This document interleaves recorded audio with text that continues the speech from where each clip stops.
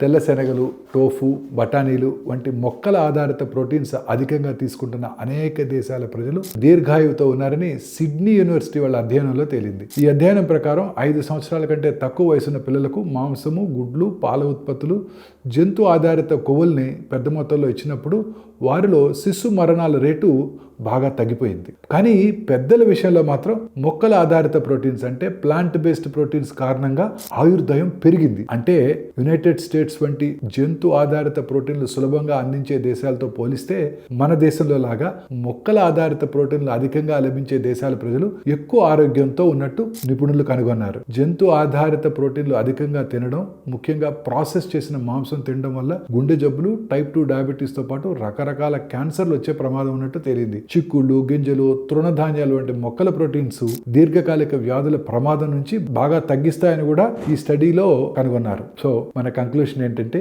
ఎక్కువ కాలం జీవించే దేశాల్లో మొక్కల ఆధారిత ఆహారాలు దీర్ఘాయువుకు దోహదపడ్డాయని అన్ని అధ్యయనాలు కూడా సూచిస్తున్నాయి.